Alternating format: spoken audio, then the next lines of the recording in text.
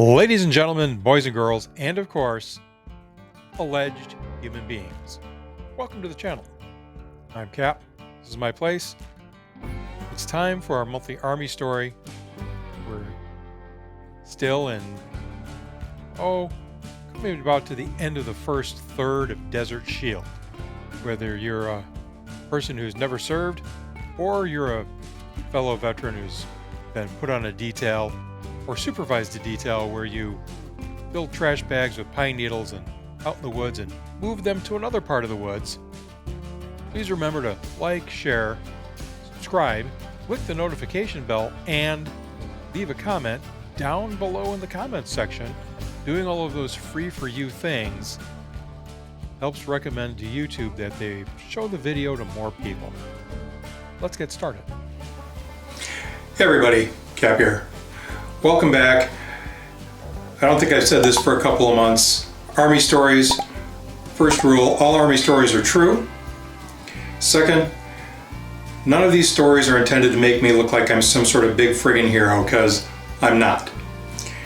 These are all simply true stories of the weird stuff that happens to and among young guys who are on a deployment. All right, so for this month, I had said earlier in, I think it was the video where we were getting ready to go to Desert Shield, deploying to Saudi Arabia, that there's this whole process that the Army puts you through where you got to get your shot records updated and you got to make a will, and they tell you just sign where it says by law, which is, it turns out, not a great idea, even though you don't own anything. And among all the loading of ammunition and concertina wire, they sit you down and they do the absolute best job they can to scare the living dog poop out of you by telling you about all the diseases that you can get wherever you're going, like Crimea Congo hemorrhagic fever, plague, and leptospirosis, and that under every rock there's a poisonous snake, and every poisonous snake has a scorpion riding it like a jockey. And by the time you actually get ready, you're actually getting on the airplane, when you hear stuff like this, you're just like, yeah, okay, whatever.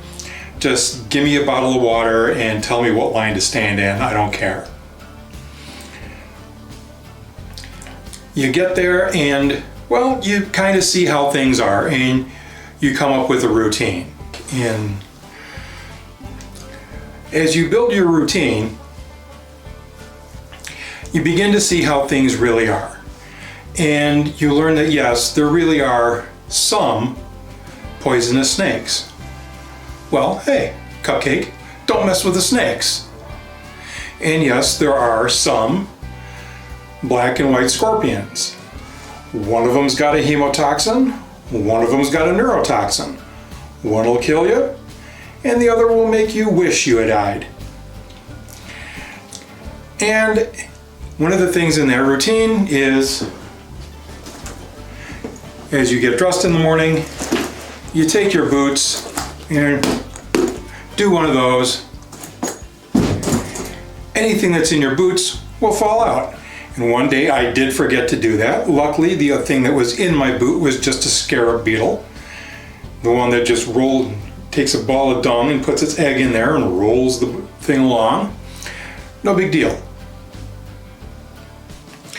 Well, one of the things that happens as you begin to relax is the snakes and the lizards and the scorpions and the dung beetles realize that all of a sudden in the desert there's a lot more food and there's a lot more water, and yeah, there's a lot more shade. Because I don't know if you've heard, but in the desert it gets hot. So one day, one of the guys in our platoon, they were getting ready to move the armored personnel carrier And down in the bottom, at the bottom of the camouflage net, there's shade, so the sand is cool. Well, he went barehanded and he went to roll up the camouflage net that was over the track. Well, there was a scorpion hiding in the shade. And it tagged him right in the palm of the hand half a dozen or so times. So, oh, this is a problem. Where's Doc? Where's the medic? So Doc takes a look, says, okay, what kind of scorpion was it? It's that one right there, I killed it. Oh, I can't deal with that. You need to go to the hospital now. And so the guy disappears over to the support battalion, 197th Support Battalion. Bravo Company was a hospital. Well, we didn't see the guy again for about a week. Turns out they had him so doped up because his arm felt like it was on fire that he was basically asleep for a week. When they released him back to 72nd Engineer Company, this tells you how powerful that venom is. The Army put a guy who was on deployment on bed rest. Yeah, his arm still felt like it was on fire, less and less over the course of the week, maybe week and a half.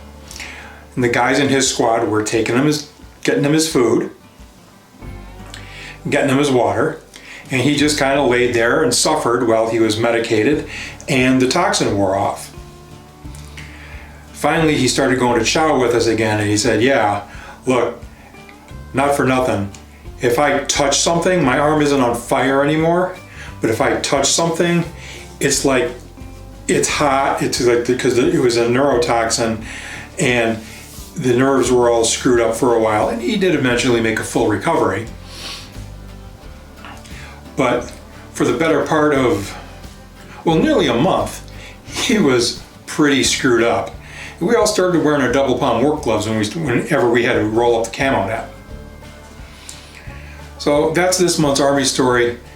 Thanks for watching. If you found anything amusing, educational, or just helped you pass the time, please, like I said in the beginning, remember, like, share, subscribe, and all that business. Thanks. We'll see you next week with another scheduled video. New stuff as the weirdness hits me. Bye-bye.